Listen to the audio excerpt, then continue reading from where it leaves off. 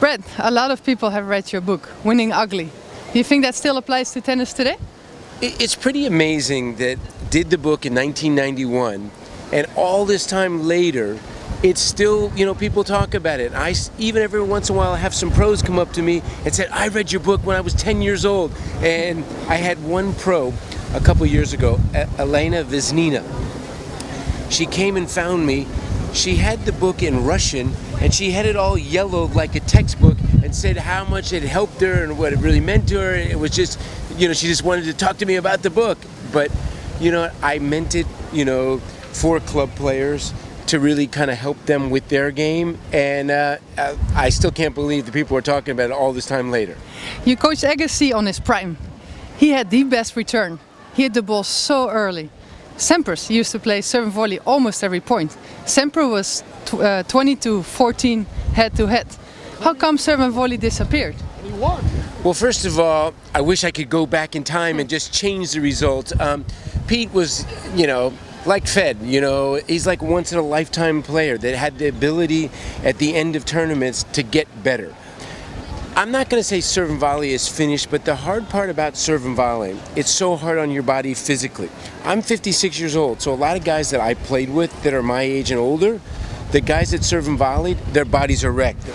I think it could also be the surface. If you look at today's courts, most of them are medium paced, medium speed. I think if we go back to faster courts, slower courts, we could see more variety in the game and we could see the 4 different game styles again. What do you think? Huge thumbs down on fast courts, fast balls. It used to be serve, maybe a 3-ball rally, like way back in the day on the grass. I'm like one of the old players. I like the slower courts. I like seeing longer rallies on grass. I actually feel like they're playing faster on clay. I felt like there was too many courts that were indoors, too many courts on hard court, too many courts on grass, 0 rallies. Today's Grand Slams, you don't see a lot of young players winning them. Why do you think is that?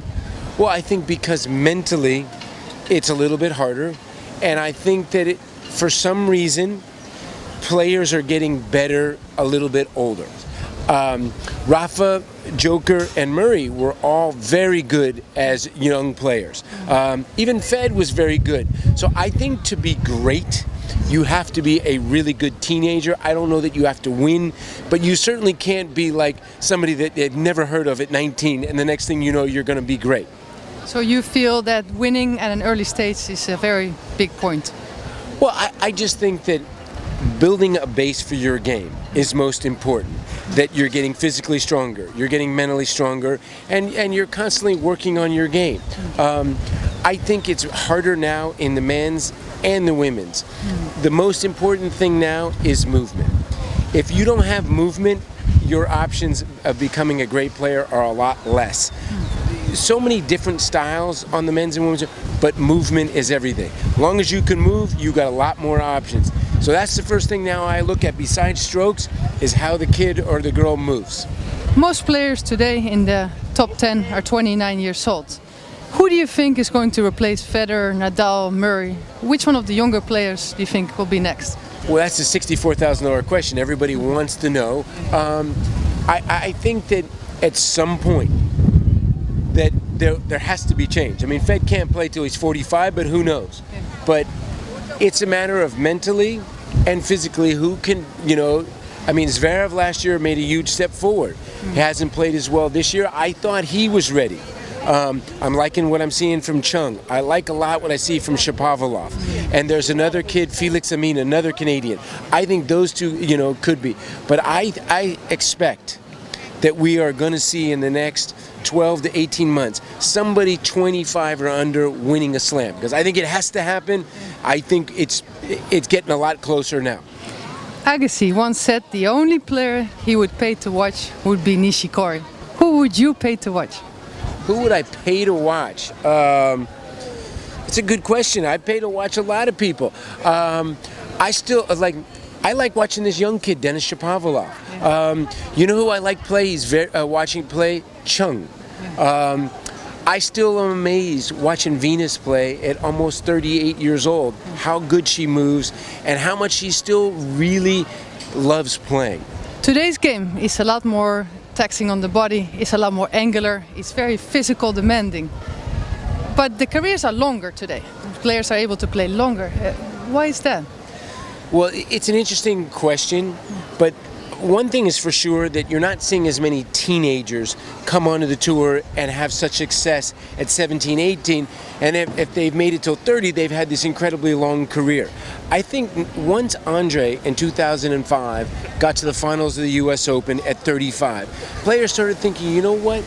I don't have to like turn 30 and my career's over. So I think a lot more guys and women are training harder, better diets, and understanding that there is time. And now what Fed's doing at almost 37, what Serena's doing, what Venus is doing, it's showing players that you can keep working on your game, keep improving, and you potentially maybe aren't as good physically, but you're better mentally. I like what you said, what Federer's doing, what Serena's doing. When you say, what do you mean by that?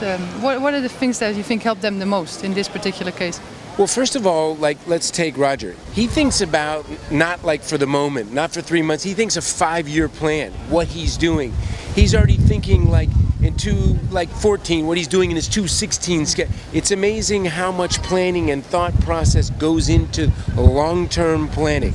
Businesses, when they, look at their outlook, they might be talking 3 years out. They're not talking 5 minutes out. And Serena has been able to take longer blocks of rest and training, so she doesn't sometimes she'll take breaks even when you think, wow, you're surprised, she's playing well, but for training, they have a schedule of what they're doing. And I think that the success they're having in their late 30s shows players that if you have a plan, you keep working on things, you can get better and you can have sustained results for a long period of time. You travel all around the world commentating. What is it like? How is the experience? I played, I coached. My wife says that I would probably do it for free and they pay me. I mean, knock on wood, I'm 56 years old. Since I've been 20 years old, I've been getting paid to play tennis, coach tennis, or talk about tennis. And I still feel like I'm a long ways from the end. I love tennis. I'm what you call a lifer. I love doing what I'm doing. And I love doing them all. Like I said, coaching, playing, talking about it. As long as we're talking about tennis, it's a good day. Thank you.